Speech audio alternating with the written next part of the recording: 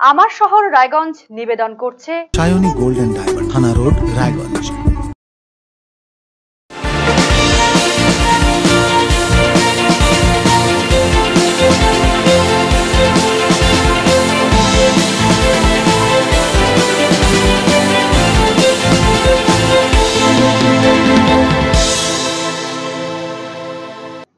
নমস্কার, আপনারা দেখছেন আরসিটিভি সংবাদ আমার শহর রায়গঞ্জ নিয়ে। আপনাদের সাথে আমি তুহিন। শুরুতেই নজর রাখবো যে খবরের দিকে। কুলিক নদীর পাড়ে যথেচ্ছভাবে ফেলা হচ্ছে নিষিদ্ধ থার্মোকল এবং আবর্জনা। এতে ব্যাপকভাবে দূষিত হচ্ছে নদীর জল। কুলিকের বাস্তুতন্ত্র বিঘ্নিত হওয়ার আশঙ্কা দেখা দিয়েছে। অবিলম্বের বিরুদ্ধে ব্যবস্থা গ্রহণের দাবি জানিয়েছেন সকলেই।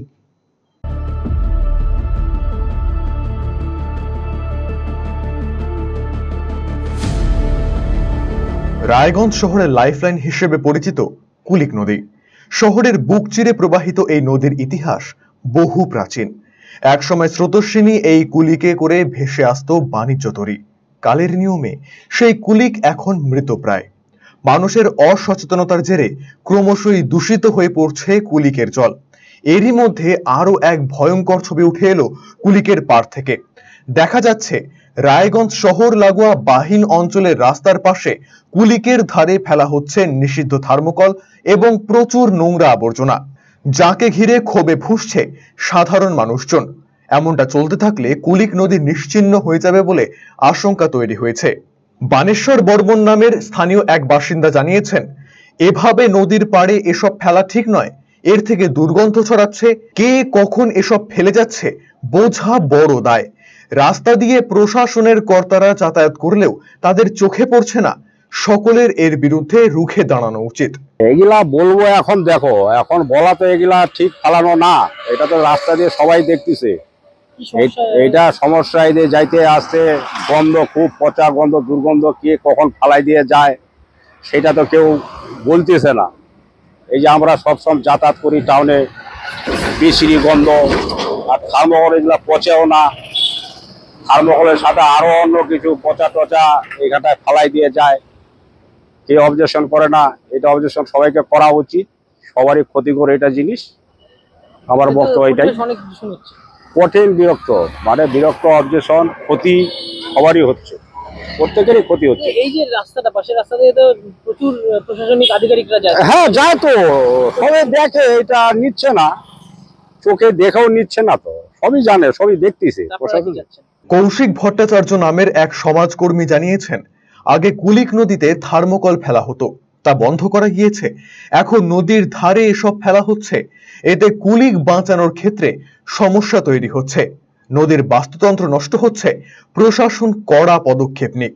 হ্যাঁ, দীর্ঘদিন ধরে আগে তো কুলিকে থার্মোকল বিভিন্ন ভাবে ফেলতো, সেটা বিভিন্ন সংগঠন মিলে আমরা ঐক্যবদ্ধভাবে বন্ধ করিয়েছি। কিন্তু গত কয়েকদিন ধরে দেখা যাচ্ছে রাতের অন্ধকারে হয়তো কেউ বা কারা আবর্জনা এবং থার্মোকল ফেলছে বিশেষত, এবং সেটা কুলিকের একবারে যে জঙ্গলটা, সেই জঙ্গলের মধ্যে ফেলে দিয়ে চলে যাচ্ছে। এটা তো অবশ্যই খুব আমাদের কুলিককে বাঁচানোর ক্ষেত্রে খুবই সমস্যা হচ্ছে, এবং কুলিকের বাস্তুতন্ত্র যেটা, সেটা নষ্ট হয়ে যাবে আগামী দিনে এই থার্মোকল গুলোর প্রভাবে। এর মধ্যে ইতিমধ্যেই জল যেভাবে কুলিকের জলটা দূষিত হচ্ছে বিভিন্ন আবর্জনায়, শহরবাসী বিশেষত আবর্জনা ফেলে যাচ্ছে, তার সাথে সাথে যদি এই ধরনের থার্মোকলের প্রভাব হয় তাহলে কুলিকের বাস্তুতন্ত্র এবং আগামী দিনে হয়তো কুলিক নদী মারা যাবে। যার ফলে আমরা চাইছি যে প্রশাসনের পক্ষ থেকে এই বিষয়ে একটা কড়া পদক্ষেপ নেওয়া হোক, এবং বন দপ্তরের পক্ষ থেকেও সেই জায়গাটা নজরদারি বাড়ানো হোক, যাতে কেউ বা কারা না ফেলতে পারে, এবং প্রয়োজনে ব্যারিকেড করে দেওয়া হোক যে যাতে না ফেলা যায়, সে না হলে কুলিককে রক্ষা করা যাবে না।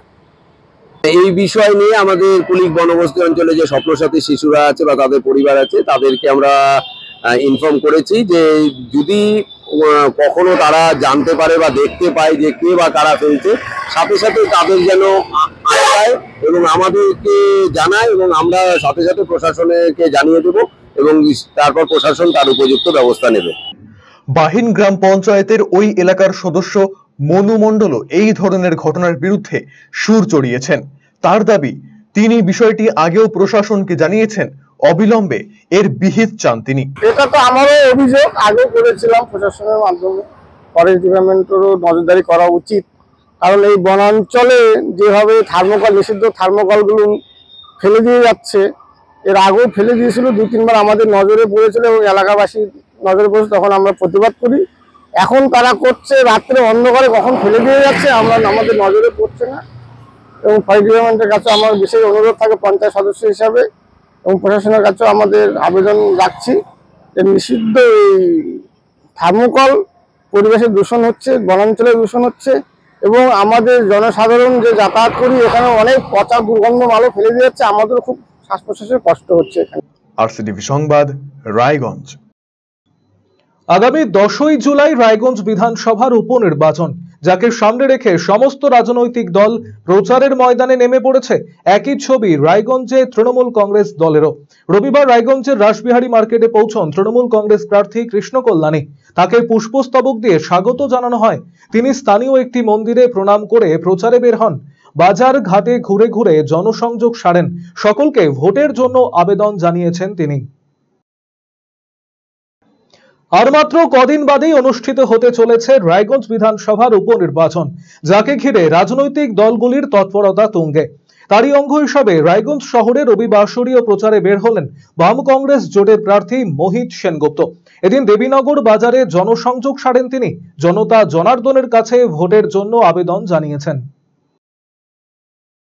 আগামী 10ই জুলাই রায়গঞ্জ বিধানসভায় অনুষ্ঠিত হতে চলেছে উপনির্বাচন, যাকে ঘিরে জোরদার প্রচারে নেমেছে প্রতিটি রাজনৈতিক দল। রবিবার রায়গঞ্জ ব্লকের ছত্রপুর এলাকায় প্রচারে ঝড় তুললেন বিজেপি প্রার্থী মানস কুমার ঘোষ। এদিন বাড়ি বাড়ি গিয়ে তিনি ভোটের জন্য আবেদন জানিয়েছেন। সাধারণ মানুষের থেকে বিপুল সাড়া মিলছে বলে দাবি তার।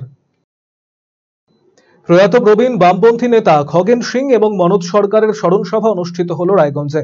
রায়গঞ্জ শহরের ইনস্টিটিউট মঞ্চে অনুষ্ঠিত হয় এই সভা, যেখানে প্রধান বক্তা হিসেবে উপস্থিত ছিলেন সিপিএম এর রাজ্য নেতা সূর্যকান্ত মিশ্র। এছাড়া উপস্থিত ছিলেন মোহিত সেনগুপ্ত, আনোয়ারুল হক সহ বাম এবং কংগ্রেসের জেলা নেতৃত্ব এবং কর্মীরা। এদিন প্রয়াত দুই নেতার উদ্দেশ্যে শ্রদ্ধা নিবেদন করা হয়। সিপিএম এর রাজ্য নেতা সূর্যকান্ত মিশ্র আসন্ন বিধানসভা উপনির্বাচনে দলীয় কর্মীদের ঐক্যবদ্ধভাবে লড়াইয়ের বার্তা দিয়েছেন। কর্মসূচি এখন এটা হবে আমাদের স্মরণ সভা, যারা আমাদের ছেড়ে গেছেন দুই প্রবীণ নেতৃত্ব, তাদের স্মরণে। তারপরে অন্যান্য পার্টির যে মিটিং ফিটিং এসব হবে। এই তো এসছি আমি শুরু করতে প্রচারের কাজটা, যাতে সিপিআইএম বামপন্থীরা কী করবে তাদের সেটা দেখতে হবে। যেহেতু এই প্রার্থী আমাদের সমর্থিত, এখানকার কংগ্রেস প্রার্থী, তাদের দায়িত্ব আছে, বলে যাব। কেন্দ্রীয় সরকারের নিট এবং ইউজিসির দুর্নীতির প্রতিবাদে এবং কেন্দ্রীয় শিক্ষামন্ত্রী এবং শিক্ষা প্রতিমন্ত্রীর পদত্যাগের দাবিতে বালুরঘাট অভিযান কর্মসূচি গ্রহণ করা হবে আগামী 25শে জুন।